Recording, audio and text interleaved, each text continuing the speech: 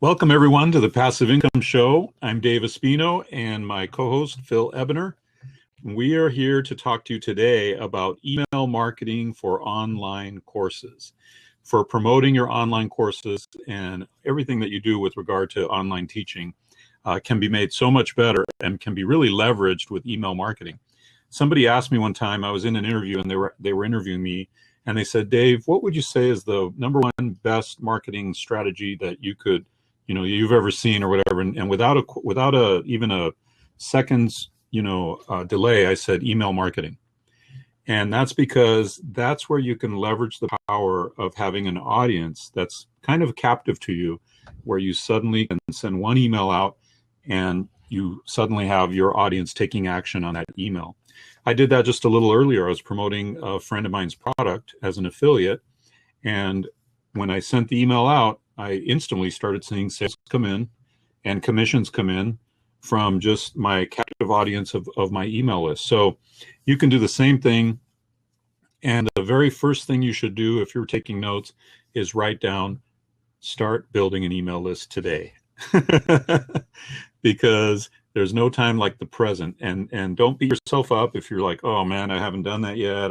Don't look to the past, just look forward and start creating your email list today.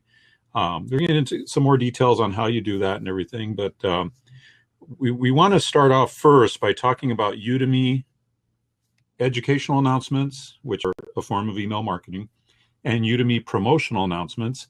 And I think you're going to find some interesting strategies that Phil and I are both using with regard to those announcements. And Phil, you've had some really good success with promotional announcements. And now, granted, you have a lot of students on Udemy, right? Do you know about how many you have right now?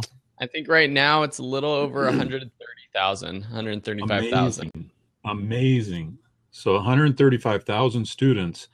You send an email out to that big of a base, and you're going to have sales coming in like crazy. So Yeah, tell us a little bit about your experience with that, and maybe some of how your thinking has evolved over time with promotional announcements.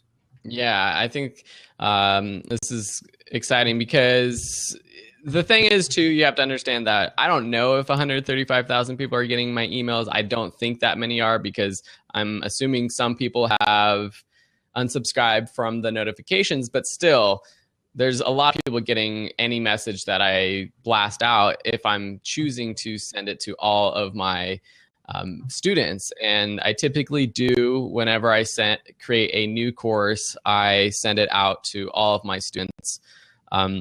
If you guys have been following me or this blab, you know one thing that I struggle with is having different audiences. So I have my photographer students, my video creation students, my business builder students. And so that's one thing I've always wanted to dive into more, segmenting my audience and really segmenting my promotional announcements on Udemy. I think if I did do that, I would have a little bit more success. But backing up, I remember when I started on Udemy, and I remember hearing about people, instructors who had been on Udemy for longer than them sending out messages and being able to make $1,000 with one promotional announcement. And to me, that blew my mind. And it just didn't really make sense to me, because I couldn't comprehend how you could make that much money from sending out one message. At that time, I probably had about 5,000 or 6,000 students on Udemy. That was probably about a year into me teaching online. And I remember talking to the team at Udemy. I think Danielle Leslie was there. She was one of the, way back when she was on the Udemy team. Yeah, and I remember asking her, because I heard that story because I think they posted a blog article about using the promo announcements to make money or sell your courses. And I remember asking her, like, how did that happen? And she said, Phil, don't worry about that. Like, they had a lot of students. They had about 30 or 40,000 students at the time. And so you got to think, like, proportionally, if I sent out a message to my 5,000, I wasn't going to make $1,000. But over time, I've just created more and more courses, grown that quote unquote list. And so now when when I do send out a promo announcement, it does really well. It, of course, depends on the course topic. Some of my course launches the past few months have done $5,000-$6,000 in the first couple weeks. Some have done $600 to $1,000. It's really, I'm blessed and lucky that I've been able to build this list that likes my courses and trusts my courses, because now whenever I create a new course, some people will want to enroll in that new course. It seems like inevitably. In terms of my strategy, I've always tried to have that sort of scarcity factor in my promotional announcements. So whether it's limiting my coupon codes, limiting the amount of time that I have my coupon codes available or my promotions going on, those things tend to work well. But I also try to get creative with my promo announcements. I've been adding GIFs or GIFs, however you pronounce it. I've been adding those to Udemy announcements because, at least for now, they work in the emails, so you can actually create your own GIFs.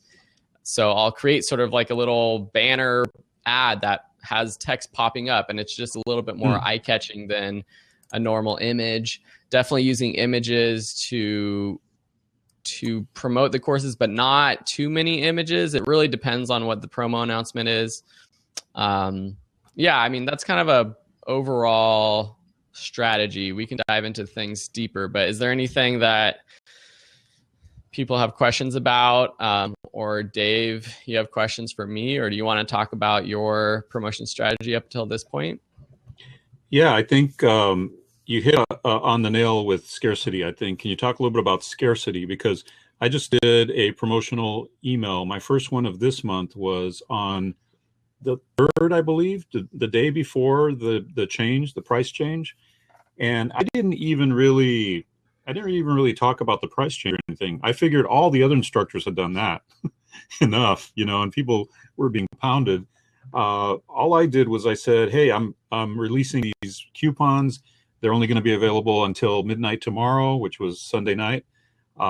This is your chance to get these courses at a really good price. And that is really literally the first time, Phil, that I've used scarcity. And as a result, I made $1,200 in just 24 hours from that one coupon. Nice. So, well, not one coupon, but I think I had something like 15 courses. It was also the first time I had that many courses in a promotional email too. I don't know if that has anything to do with it. Maybe you can speak to that as well. Yeah, I think a couple of things on all of that. For a long time, I would say from the time I started on Udemy until probably halfway through last year, I would send out promo announcements almost every month with all of my courses, or almost all my courses. And so I was when I was promoting a new course, I would have links to all of my other courses. And I think that actually isn't a great strategy, but I see a lot of people doing it still, where I think for you, doing it that one time, that's why it works so well for you. And for me, I was doing it so often that I stopped getting as many sales each time I sent out a promo announcement. But when I stopped doing that about halfway through 2014, and then I stopped doing it completely, and I wouldn't send out like promo, like get all 30 of my courses for $15 or whatever. Right. I stopped doing that. And then right before Black Friday, I sent out my own announcement like that with all my courses, and I had a huge month. And I think it's tied to that scarcity in the sense that if people know that every 2 weeks I'm going to be sending out a coupon for all of my courses, they aren't pressured to purchase it right then and there. And so I was training my customer to expect that. And so now I really don't have those portfolio-wide sales that often, partly because I'm creating so many new courses this year for some reason that I only have my 2 promo announcements, and I've been either using both of those to promote a new course, or I have 2 courses in a month to promote. But I'm looking forward to maybe like 1 or 2 times a year doing those portfolio wide coupon sales. So that's one thing I would challenge people to not do that all the time. I understand the logic of wanting to do that. It Right. makes sense that like, oh, well, if I send out this promo announcement, I might as well just include links to all of my other courses.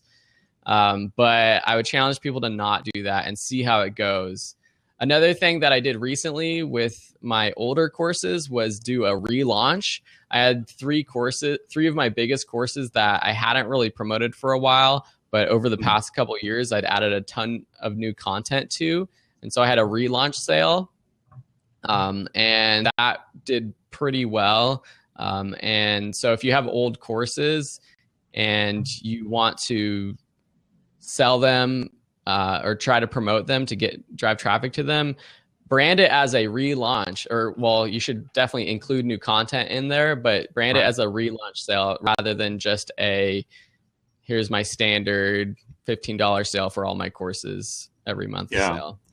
Those are great strategies for sure. I know that for about a year, I was a Udemy instructor my very first year, and I had not ever sent out a promotional message. Maybe it was 8 months. Let me not go so hard on myself. Maybe it was about 8 months. And then I sent my first promotional message, I think around September of 2014. And suddenly I had this boost in sales. And here I am, an email marketer.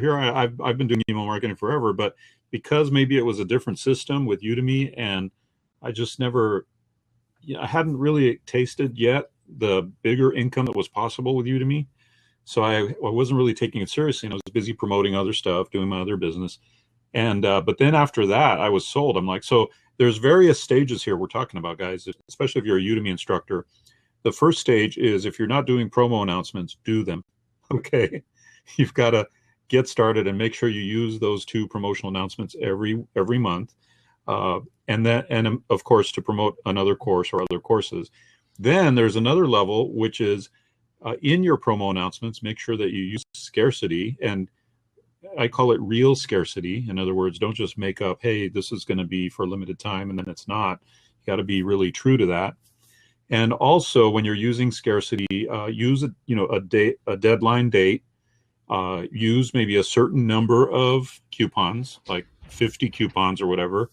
And then let's talk a little bit also about the wording of this promotional announcement, because sometimes we're students in other people's courses too, and we'll get promotional announcements from other instructors, and we want to talk a little bit about the psychology of a good promotional announcement. What do you think about that, Phil?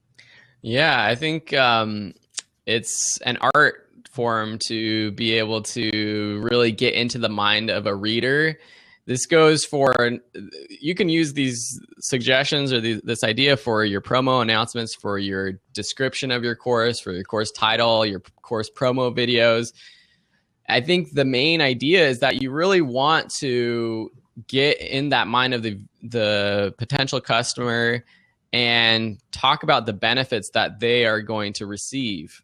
Because I found that for myself, whenever I do a promo video, I'm always like asking the student what they're looking for. So like, for example, I'm doing this personal finance course with a couple YouTubers who do personal finance videos.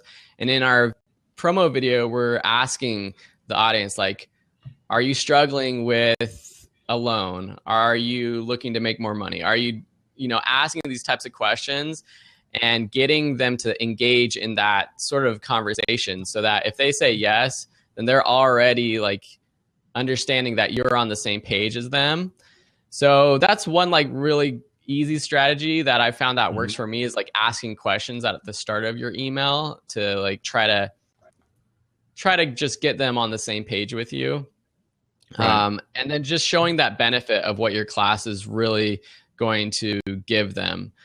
So this is, I think a lot of people have talked about this before, but if you have a class on learning Photoshop, for example, I know Chad has lots of classes on Photoshop. You're not teaching them you're not promoting it as just, here's a course where you'll learn Photoshop.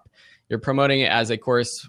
Here's a course where you're going to learn Photoshop so that you can do X, Y, or Z, whether that's so that you can now design your own flyers, or now you can make money as a designer, or it doesn't always have to be about making money. I don't think a lot of people use the whole making money thing to promote their courses. And with a lot of skills, yeah, you can make money, but every course isn't meant to help people make money. But that kind of show that benefit in that email that you're sending. Right. Absolutely. One other thing that contributed to that $1,200 day for me was the introduction of the email is usually something along the lines of, hey, I'm so grateful, that you're my student, or you're one of, in my case, I have 24,000 students, blah, blah, blah. And then I included a quote that actually I received from one of my students, and it made my day. She said, I'm enrolled in 26 of your courses. I have faith in you. And I was like, wow, 26 courses. That's amazing. She's got to be my top student, right? And I thought, this would be a good, what we would call in the marketing world, this would be good social proof. Meaning, wow, if she's enrolled in 26 of his courses, they must be good, right? That's kind of the insinuation. Well, I'm going to humbly say that's the truth, but that's the insinuation is if she's enrolled in 26 courses, it must be good. And then I have like 15 courses with discount coupons, and you'd be amazed how many people bought multiple courses, 4, 5, 8 courses from that list, and I was shocked.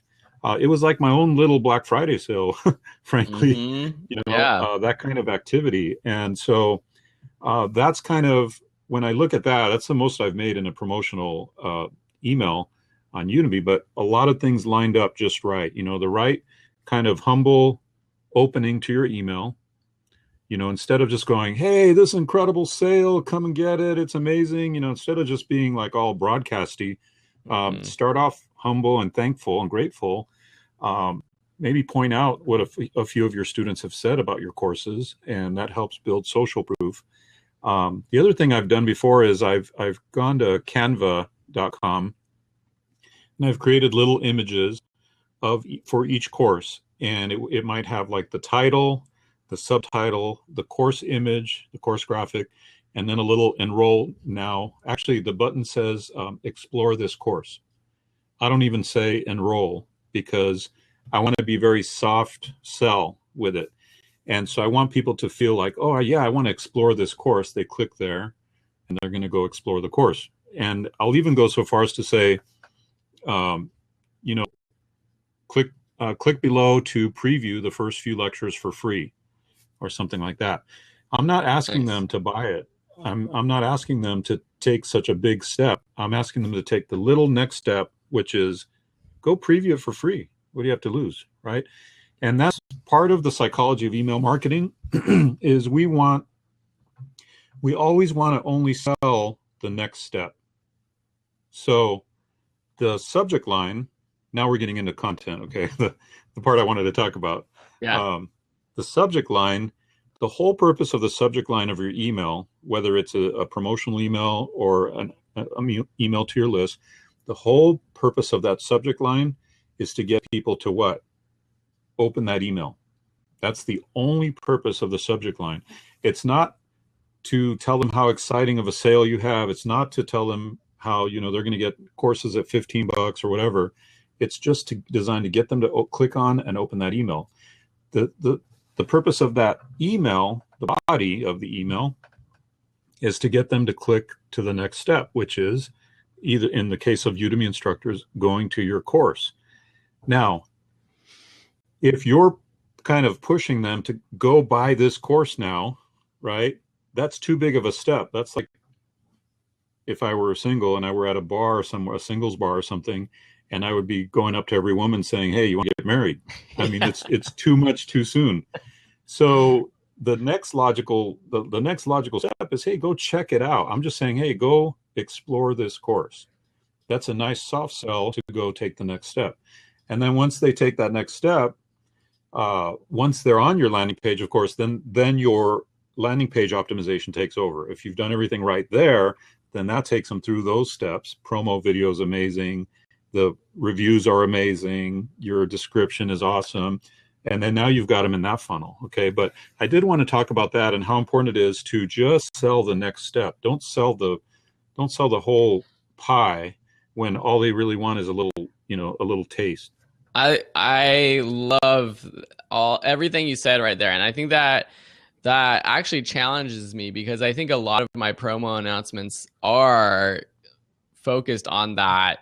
Buy my course. Like, here is a new course, buy it, enroll now. But I think what you're saying, it definitely makes sense. And being a little bit more soft in the sell, and just getting them to that next step of going to the course page, because really that's what, like you said, that's what I want someone to do. Because if they see the promo video, that's really what I think for me will sell the course for me. Right.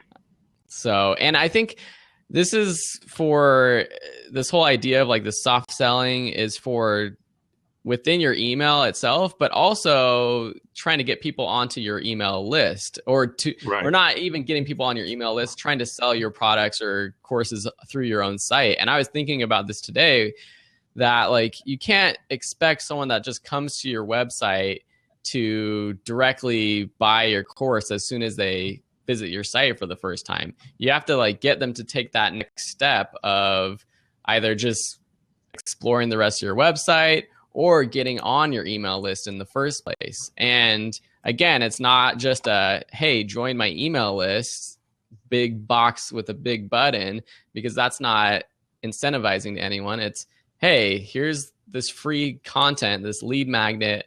And I think a lot of people know about lead magnets, but here's this lead magnet that will give you more great information. And from that, you get them on your list, and then you do the slow, the dating process of sending out your emails, and then finally the proposal of asking them to enroll in one of your classes.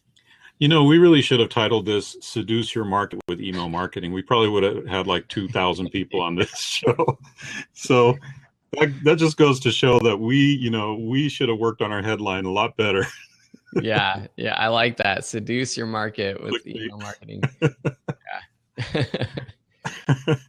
Yeah. And it's funny that Chad said clickbait, but man, I get so tired of these clickbait titles on Facebook and things like that. But there's also a smart way to do it. There's a smart way to have a good headline, and BuzzFeed, and have the right headline that speaks to your target audience, to where they can't help themselves. They have to open that email. It's the email I sent out today. It gave them a scenario, like 2 or 3 killer benefits in one short email subject line, where they just had to open that email. You know what I mean? Yeah. And that's how we have to think of our email subject lines. Yeah. Not in a clickbaity way, but in a way that speaks to them really, really well.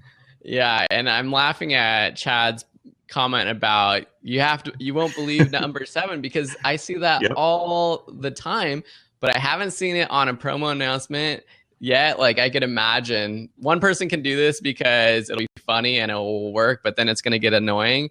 But you have to like do a promotion for all of your courses and say like, number 7 is going to blow your mind, or something like that.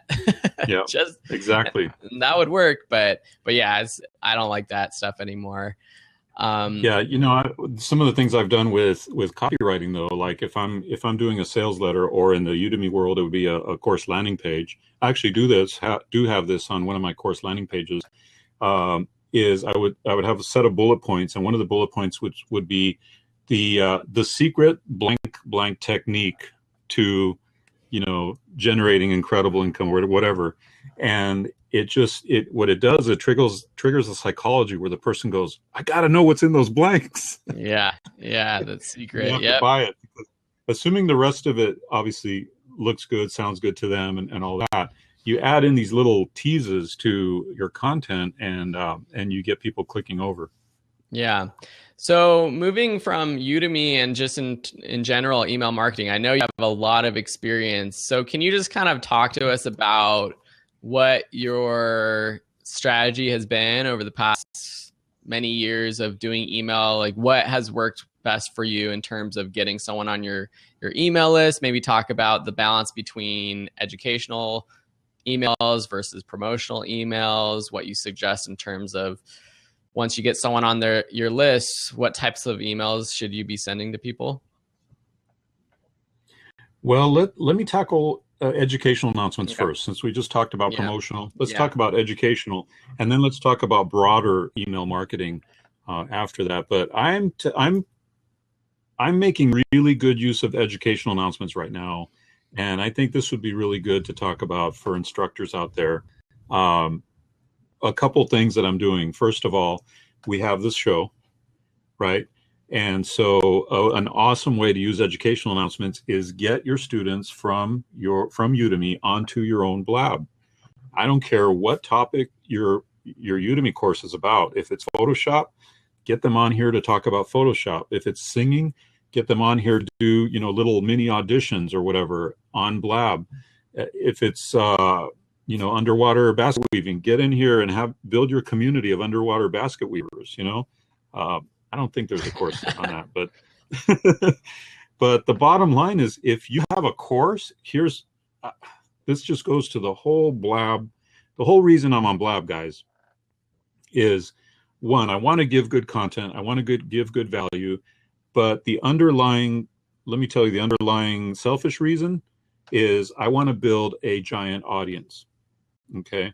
Now, part of email marketing is building an audience, and you should see yourself, in my opinion, if you're a Udemy instructor, you should see yourself not as a teacher and not as a Udemy instructor. You should see yourself as an audience builder in your topic. So whatever your topic is, let's say it's public relations, right? You have a course on PR, how to get good PR, radio, TV, all that kind of stuff. Your goal shouldn't be, oh man, where should I put my coupon for my course? Your goal should be, how can I build my audience of people that know me, like me, and trust me?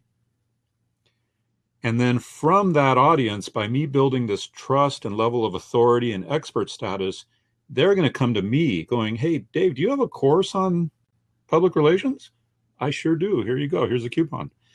And as you're building this audience, what you're doing is you're building your audience on YouTube, on Facebook, on Blab, and all of it is going into your email list. So you have it all captured.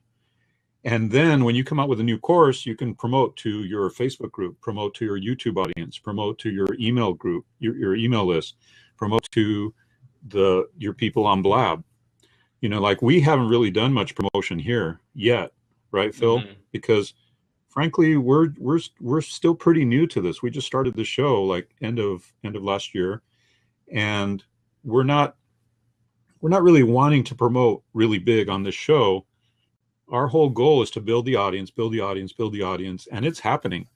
And by doing that, at some point when we do launch things and we do create new initiatives and things, we have a ready audience to speak to. So that's kind of the mind shift that I think has to happen. Is you're not a Udemy instructor, you're an audience builder. And frankly, if you've been following the show, especially the one I did about Blab, it all works in this amazing ecosystem of, I don't know how to explain it, but it all works in combination. You got let me see if I can, let me do this. Let me have Phil talk a little bit. Yep. And let me see if I can formulate a formula to walk you guys through what I'm doing right now, because it's super powerful, and it's going to be just growing bigger and bigger. Yeah, sounds good. Well, first I can just talk about my email or my educational announcements that I've been doing lately. Something that I do frequently is update my course with content, and it's just typically from students asking questions, realizing that I should have posted a lesson about that topic, or knowing that if someone else is going to ask this question, so I just make a video and add a lesson. And just posting an educational announcement in that class so that everyone knows, hey, here's a new lesson. It builds, I would say, grows that audience or makes that audience fans of yours, because it's amazing how happy and excited students of mine get when they see me posting new content. And if I didn't post an announcement about it, they wouldn't have known that it's new, or unless they were really, really paying attention to what the structure of the class was. And so I think that's one easy thing is, as you create new content, just send out an announcement as soon as you do it. And people are going to be surprised by that, I think. Just doing things like the blab.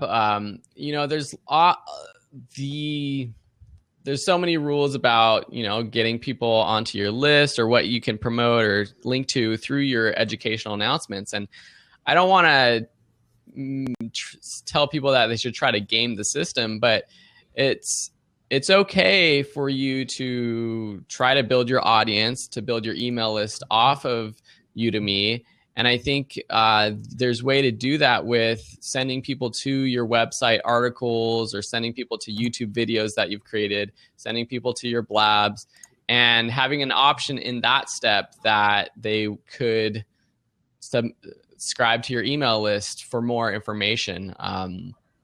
And so I think that's one way that I've used the educational announcements in the past, is just if I post a YouTube video, then I announce that to my class, and it's growing that brand, growing that audience in all of these channels. So my YouTube audience, my email list, my Facebook page, groups, and on Udemy. And like Dave is talking about, it's you have these audiences all over the place, but it does actually all work together. And sometimes the people overlap, but it's good to be just growing that audience wherever you can, just to, because eventually you'll be able to promote your content to them.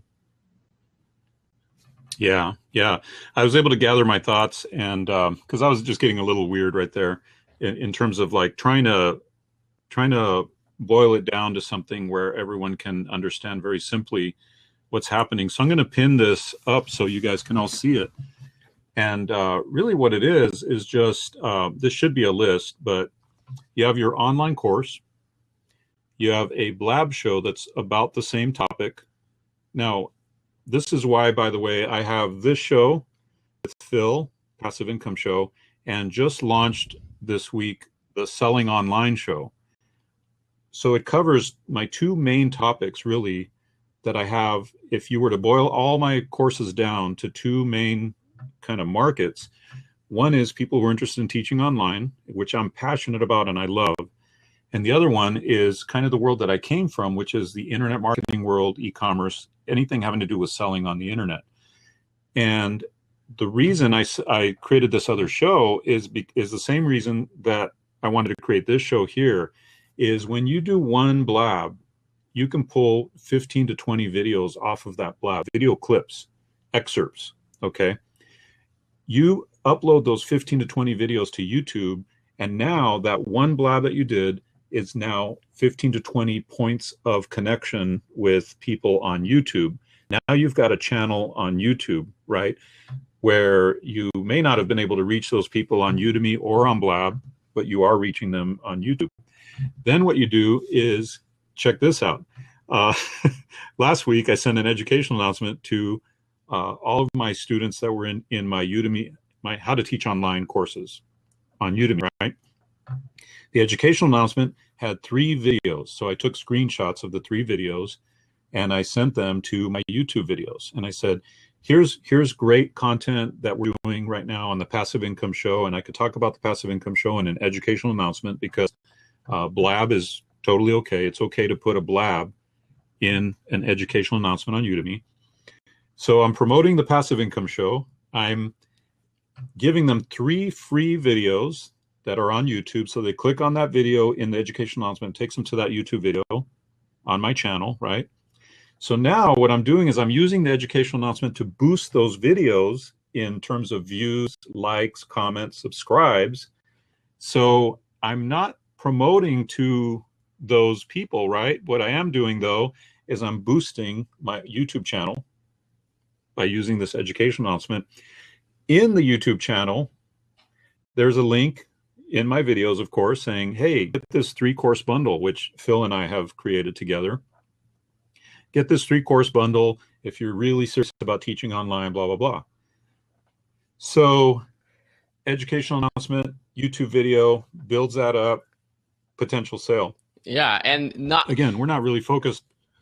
We're not focused on the sale, but it's going to happen. And the thing too with that is that while you're sending your Udemy students to your YouTube video, it's building up the traffic on that YouTube video, which will grow the ranking on YouTube itself. So other people are going to find this video that have never heard of you, who have never heard of Blab, who have never heard of Udemy, and they're going to see this video. They're going to see the links to our Blab show or to the Udemy classes, and they're going to find you that way. So yeah, it's this whole ecosystem that works. And I know we're talking about email marketing, but I just wanted to add a thought about this whole idea of creating content for YouTube versus social media.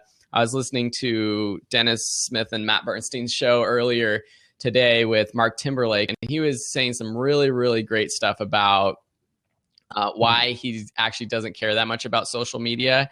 And I know social media is great, and it's a great place to build an audience for yourself and connect with your fans. But his main argument against it is that you're not building up search engine traffic. You're not building things that can be searched easily, because once you post something on social media, Facebook doesn't have a great search right now, and your post is going to be gone as soon as someone scrolls down or as soon as 20 more people post something. And so if I were you, I'd focus on this idea of creating content that's on YouTube that stays there.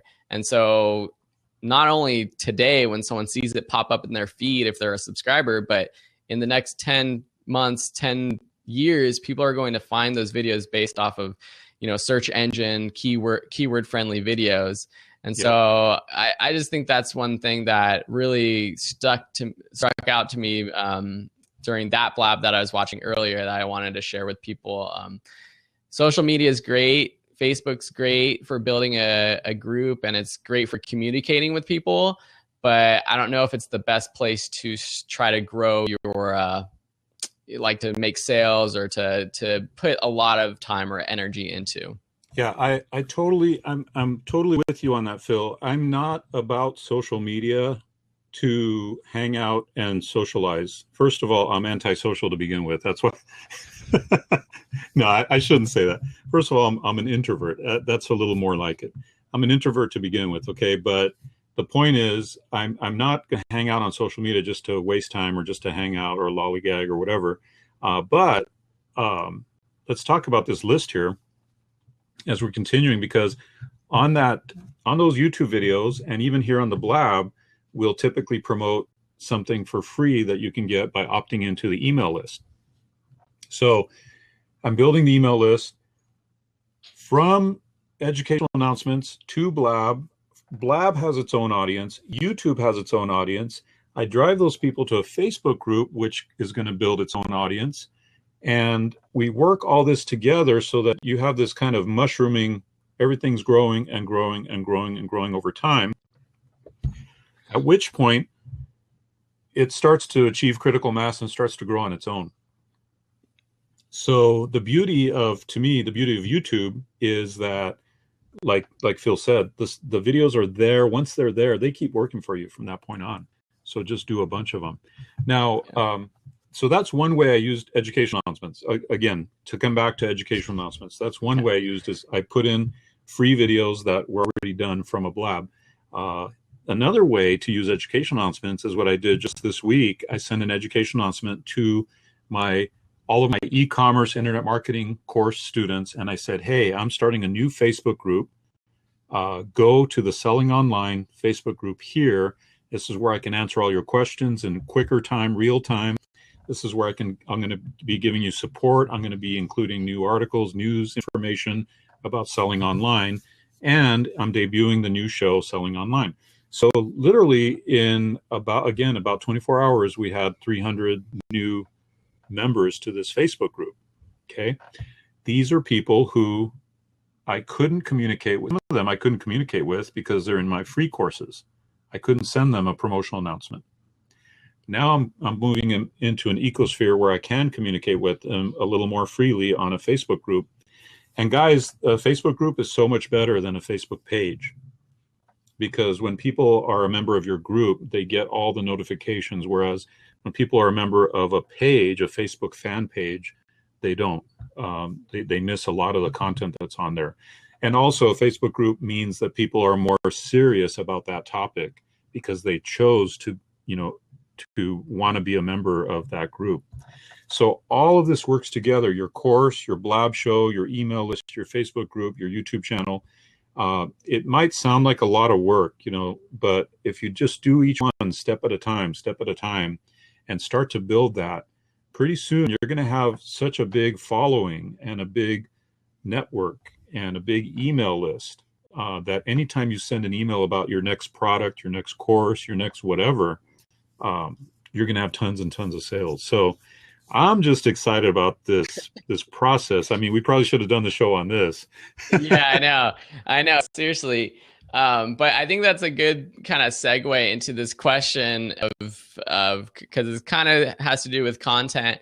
But I Draw Creatures is asking, is there value in creating several free courses and using these in promotional emails to drive and cross-sell? Even though there's no income, there's an increase in enrollments and minutes consumed. Is this something you guys do? I'm all for creating a bunch of content. I'm a content creator, and I think free courses are a great way to do that. To tie this into email marketing, I was just looking at the numbers that I have on my own site where I'm hosting my courses with teachable.com. And since January, I've had over 1,000 people enroll in all of my courses on my own site. And a lot of those are for the free courses.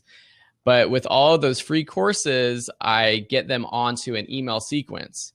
And so that's the beauty of using something like Teachable or Thinkific, which we had Greg Smith on another show, the CEO of Thinkific. I can get someone to enroll in a free course and get their email address. And I put my free courses on Udemy as well, but you can't promote to those students. But on my own site, I've got, now over 1,000 people who are interested in my course topics that I can promote to. All of them have been in sequences, and over 51 exactly of those email subscribers have enrolled in a course of mine.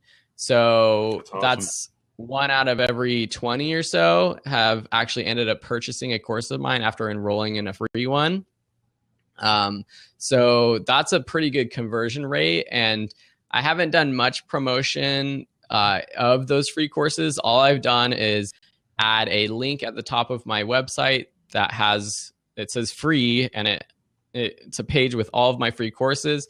And then literally just this past week, I've updated all of my most popular videos on YouTube with links to the free course or a course that's related to that video topic.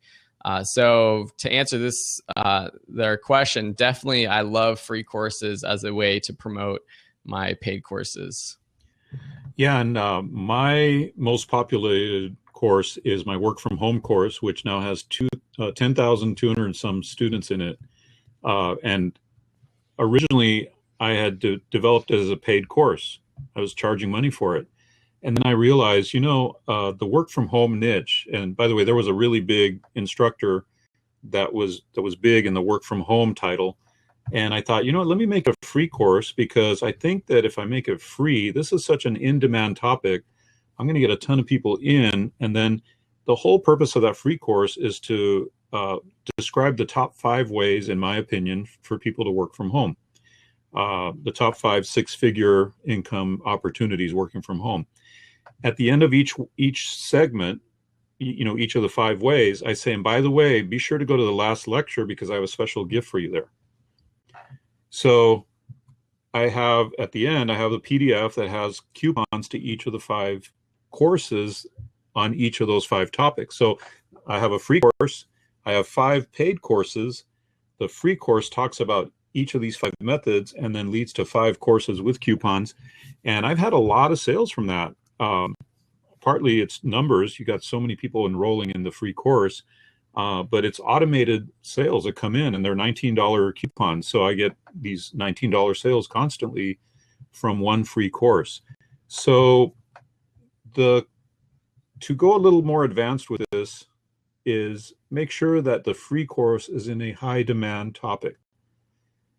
It wouldn't be so good if your free course was on a topic that was kind of obscure, where not a lot of people are going to join it anyway, even if it is free. Make sure it's a high demand topic. That way you just get this massive amount of people coming into your free course on the high demand topic. What that means, though, is it means that you might have to broaden the appeal of your course topic. So instead of maybe, how to design 3D ebook covers using Photoshop, which is a very niched, I have a course on that, by the way, not on Photoshop, it's something else, but how to design 3D covers, broaden it to something that's much more broad appeal. You know what I mean? Make that your free course, because think of it as a big funnel. The bigger your funnel, your free course is your big funnel, the more people will pour into it. And then the more people from there will likely buy your paid course. So just a few tips on, how you would do a free course. Yeah, I love that. I love it. For me, just really quickly, if people are interested, the way that I run my email sequences typically for my free classes are, once you enroll in the class, you get a welcome message that just reminds them that here's the link to access your course content. And then I'll send like 3 educational messages. 2 are what I'd say are educational in the sense that it's just like, here's extra content that you might be interested in. I usually repurpose old blog articles of mine or even YouTube videos that I post. The 3rd email that I like to send is what I call an inspirational message, which is not necessarily educational where I'm trying to teach people, but it's a case study or like an interview with someone else that's about the topic that they're learning, and it's just inspirational to them and it makes them want to learn more. And then I hit them with the promotional message where I'm selling the course that will take to that next level. And then I'll follow it up with some more educational content. So it's really a 3 educational, then a promotional message, then a couple educational message formula that I have. That's good. It's good to have a sequence like that. I don't always do that. I would like to do that more often. I know I've had sequences with as many as 21 emails in advance, where you can just kind of pre-schedule. And that's, since we're talking about email marketing, it's a good place to answer Chad's question. What email list service do you all use? I use Aweber for now, and I haven't gotten into subgroups or sending based on previous opens, clicks, etc. I can't read the rest of it. Can you read the rest of it for me? Yeah, it says, any suggestions on courses or books on learning how to segment the list? Oh, okay. Well, I use Aweber also, Chad, and I highly recommend Aweber as the autoresponder / email service to use, primarily because they've been around for the longest time and they're well established. They're used by some of the top marketers, but also because I had an experience early on where I lost an email list of 25,000 people. This is a long time ago, by the way, because I didn't go with an established, one of the best of breed is the word I guess I'm looking for, email marketing service. And I was self-hosting the email list, and it's a long story I'd rather not get into because I'll probably start crying. No. Seriously, guys, your email list you should treasure like gold, because it can bring you so much gold. As we're on this show right now, I'm making a lot of money from an email I sent out earlier. It allows you to build that passive income lifestyle, allows you to make money at will, like literally send an email and make money coming in. So that's one of the reasons that I really recommend that you take the choice of your email marketing service very seriously. Now, to answer your question, Chad, I also haven't gotten into subgroups or anything like that, but it is easy within Aweber to pull out the people that didn't open your last email and send just to those people. And that's a good thing to do once in a while. Depending on the responsiveness of your list, you may want to just say, okay, the people that didn't respond to the list, I'm going to send them the email again. You always want to change the subject line, make it somewhat similar, but change it from the original subject line. And that's about the extent to which I've gone with that. Again, I'm not a hyper analytical person, so I just send out an email blast, and I'll typically, like for an affiliate promotion, I'll probably send 2 or 3 emails over the course of a week, because I know that not everybody opens every email. They'll glance it, they'll forget about it, they won't open it. And so the people that don't open it, I send to them again. And then you see a corresponding number of sales because of that. But yeah, I don't have much experience with subgroups. I do have a course. I should have thought about that. I mean, look at the kind of marketer I am. I do have a course about how to build email lists with Aweber, Chad. So, but I don't get into subgroups or that kind of thing. So, but hit me up if you're interested in that, and I'll get you a coupon for sure. Yeah, and that all your points are important for me, because I'm using ConvertKit, which is a very new email marketing service, and I really love it, but it makes me think that I need to be downloading my list and backing it up frequently. Yeah. I love it because it works well with Teachable. It's really simple for me, and before I used Aweber, or ConvertKit, I was never creating sequences. It wasn't fun for me, and for some reason, it's fun for me to do this. There's lots of those segmenting options, so I do have some sort of where you tag people and segment them. So when someone subscribes to my different classes, I can tag them as a motion graphics designer and a photographer, or someone who's interested in my online teaching courses. I haven't really done much with those segments yet. I just have them growing, and eventually if I have new courses that might be related to those segments, I'm going to promote it more to those different segments. So yeah, I've set it up, and it's like right now it's just growing all those different segments. Yeah, that's great. And that's definitely a good idea, no matter what email marketing business or provider you're with, is to back up those lists, because man, it hurts. I used to do so well with my 25,000 list and sending out emails, and then suddenly it's gone. And it's like somebody took a big bite out of your bank account, you know? Yeah. So somebody here said that it sounds like something they can use, WGP. So I'm going to just go ahead and post. I don't have a coupon prepared. So if you want a coupon to my Aweber email marketing course, just send me an email there at the email list. Or it didn't show up right.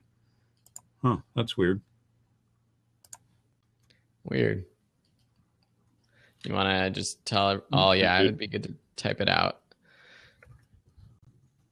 Let me pin another question while you're getting that. Do you think the strategy and content in your Udemy promo email should be different from your mailing list? How so? Oh, that's a really good question. It is different for me. I don't know if there's a reason for that. It's just because on Udemy, I just blast out my new promotion to my courses. On my list, I try to segment it a little bit more. I won't promote whenever I promote on Udemy. I won't promote to my list. It really depends if it's a course that I really want to promote. I guess what I'm saying is that I shouldn't do this, but I treat the people on my list on my website a little bit better than my students, because I'm not always promoting to them. I think with my Udemy students, I'm sending more promotional announcements than educational announcements. With my list, I'm trying to send more educational announcements than promo announcements. So I guess that's different for me.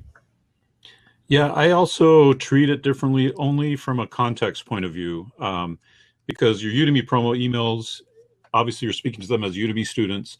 So you want to keep it within that context of, hey, you're my student, I'm your instructor, that kind of thing. Provide social proof.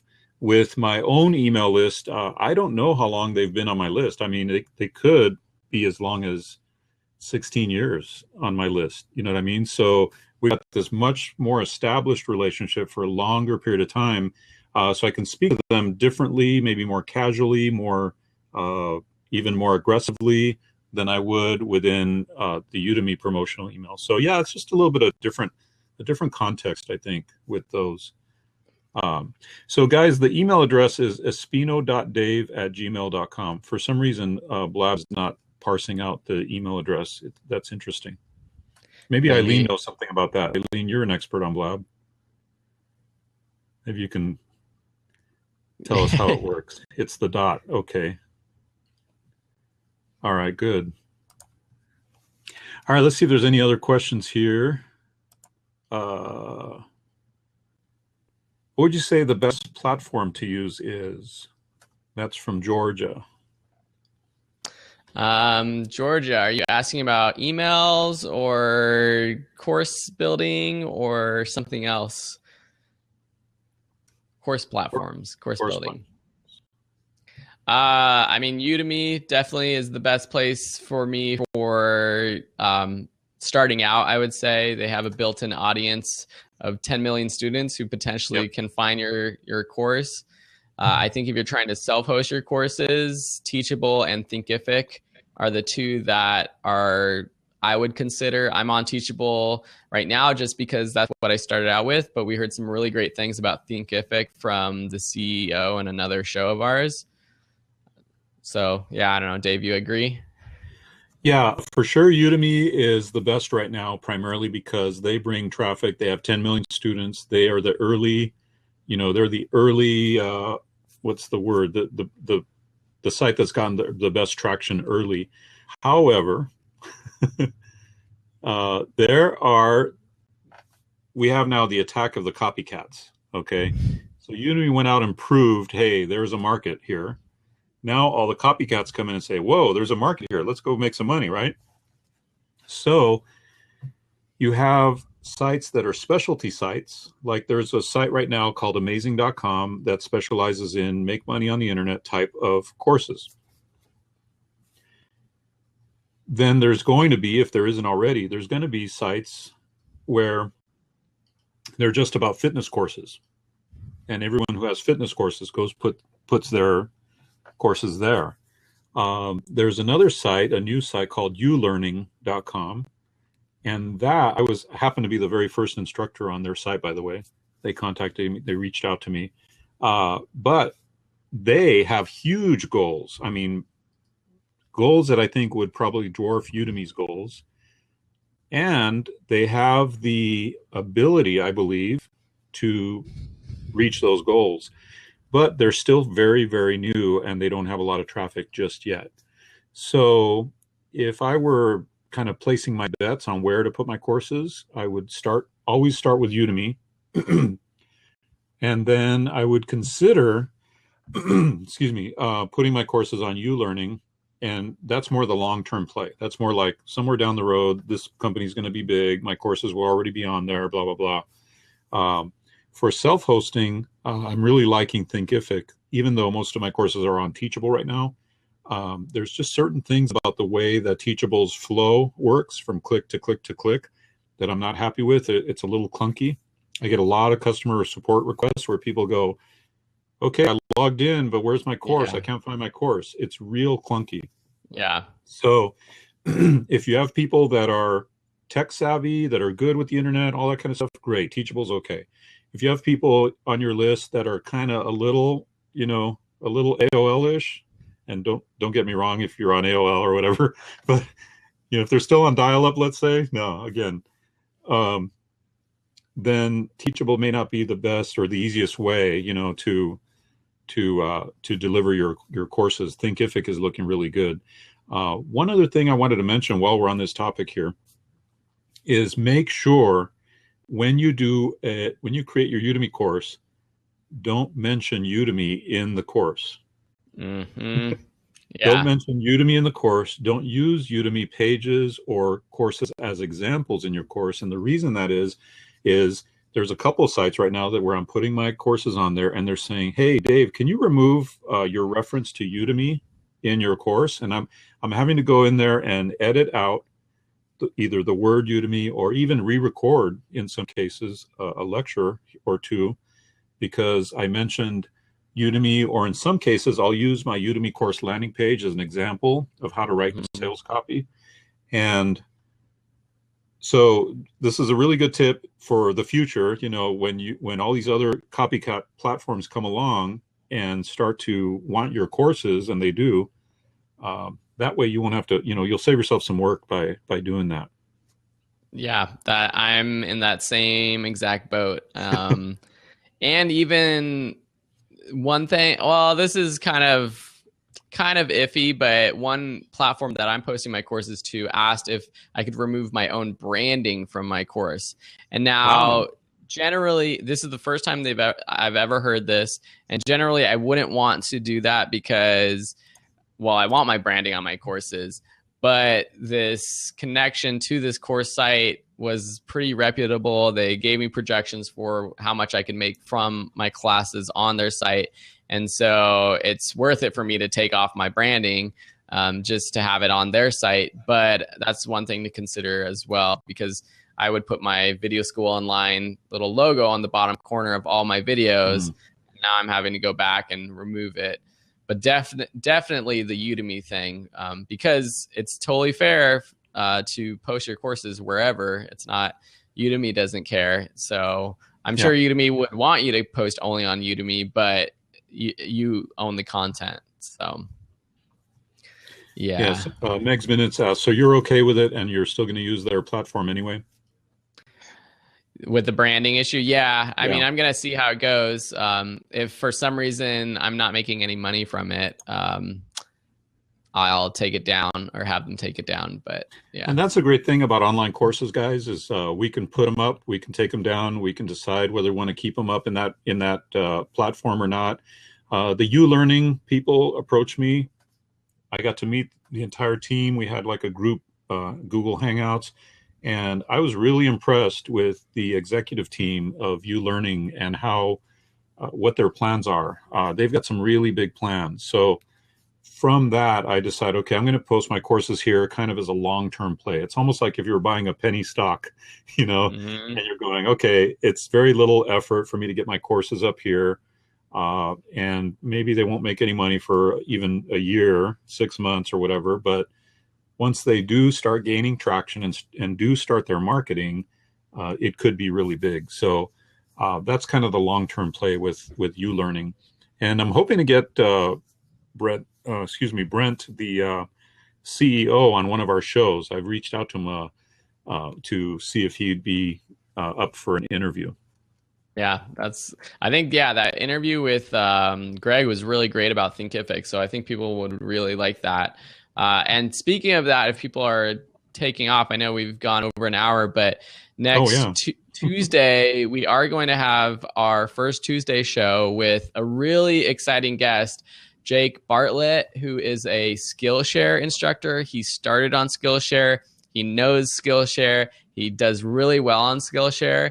And so I know a lot of people on Udemy have wondered about if they should put their courses on Skillshare or how to succeed on Skillshare. So we're going to talk to him all about that because it's a different ball game, Skillshare is. So Tuesday at 4:00, the same time, but on Tuesday. So Pacific time, 4:00, and 7:00 Eastern time. And great. This time, wherever you are. Yeah. James asked, are you still going to do a blab on Thursday? No, this show is moving to Tuesdays at 4 p.m., right? 4 p.m. Pacific every Tuesday. That's going to give us a chance to go a little longer than 1 hour if we want to. And it's also, it just works out, better that way for us. My Selling Online show is going to go to Thursdays at, I believe at about the same time. I believe at about 4. p.m. or so. So I'm actually going to be doing 2 shows. And again, that shows you guys the power of Blab and why. Uh, here's what you want to do. You always want to look at the guys who are doing well, and don't just look up to them like, wow, aren't they doing well? But look at them. Look at what they're doing. Okay. Study what they're doing and figure out why they're doing it. And so if you were studying me and Phil, you'd be like, okay, they have this show and they're not a nonprofit organization, right? They're business people. And I wonder why it is that they're doing this. I mean, they're giving great value all the time. They're so good looking and all this, and they're just willing to they're just willing to be, put themselves out there. Well, there's really good reason that we're doing this. So we do want to serve the community. We do want to help. And we are both passionate about online teaching. I mean, I don't think that Phil, that I would have asked Phil to be my co-host if I didn't see a passion for online teaching, So the point is, what are we doing and how are we doing it? And we're going to just be really transparent with what we're doing. I mean, what I explained earlier about Blab, YouTube, email marketing, Facebook group, put it all together, mix it up. And out comes some, an amazing cake called Profit. Yeah. I know. That's what I love about this show because, and hopefully people love it. I love my online classes, but I can't always be updating my classes with all of the latest things that I'm doing. And I find like with this show, whatever I'm doing that's working right now, I get to talk about it. So today we got to talk about email marketing and what's working for me. And I think the main thing with me for email marketing right now that's working is creating my free courses that I put on my site and building that funnel and growing that email list. Because before I struggled to grow my email list. I felt like I struggled. I don't know. At this point, I actually have like about 5,000 people on all of my email lists combined from my old list, and then now my new list, which is tied to my teachable courses. But the free courses are such great lead magnets in themselves for growing that list. So I'm really excited about that. And that's just what's working for me. So it just takes doing it though. And I think I've talked about this before, but in January, I just told myself I have to sit down and write these email sequences. And so I know, Dave, like you were talking about how you don't have your 5 or 6 email sequences for all of your courses. So I'll challenge you to just find some time. I don't know when you can do it, but just find some time to just write those out. And you can kind of use a formula, because once I did one, I kind of just replicated the formula and I kept them short and sweet. And it's working. And it's definitely paid me back since I created those. Yeah, I appreciate that. Is that in your article that you had? Yeah, I talk about that. Yeah. If you wouldn't mind, if you can post that again for everyone to check out, and I'll check it out too.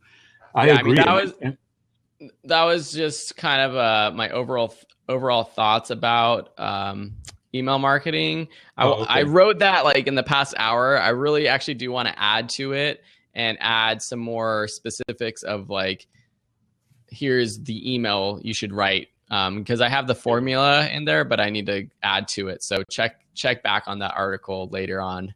Yeah, or you can post it on the Passive Income Show Facebook group. Yeah. Well, I appreciate that challenge because I see how well you're doing with those free mini courses. And I want to do the same thing. I want to have that same kind of lead magnet on the front end. It gets people into the email list and then drives them into my other courses. And in my case, like I said, I have basically 3 main niche groups: online teaching, e-commerce, and internet marketing. So really all I need to do is create 3 lead magnet courses, mini courses about each of those topics, and then create the 6 email segment. Yeah. I'll do that in my sleep. Exactly.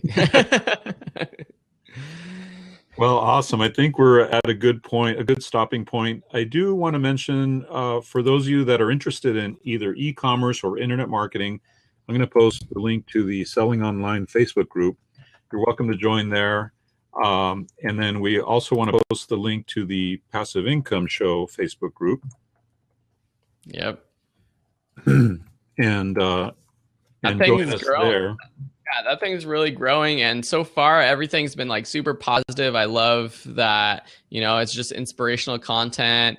Dave's been posting in it more than I have, so I got to get to work when I do see something inspirational. But it's fun. Yeah, we try to just share stuff that's going to help you, regardless of whether you're an online teacher or whether you're into selling online. I'm always scanning the internet anyway. So if I find something that'll be useful, that I think is useful for me, I post it on there, and it's really helpful. So, yeah. All right. Well, we didn't have anybody on this time, but maybe next time. I'm looking forward to the Skillshare guy. Now, you're on Skillshare too, right, Phil? Yeah, I'm on Skillshare. I've been doing pretty good on Skillshare. I think it works really well for shorter project-based courses, and we're going to hear all about it, but a lot of my classes are more creative, and that's kind of the audience on Skillshare, so that's beneficial. But I know they're expanding. There's a lot more business-related courses out there as well. And I've been averaging about $2,000 a month on there, so it's not something to, turn your eye against. I don't know what the right not bad at all. That'll pay for a monthly Lamborghini payment, right? Yeah. At least a used one. Yeah. I have to say before we go though, because all you guys here are my friends, I got the best troll comment on one of my YouTube videos recently, because I am posting this personal finance class. And I understand that I'm young, and I understand that not everyone's going to trust what I say about personal finance.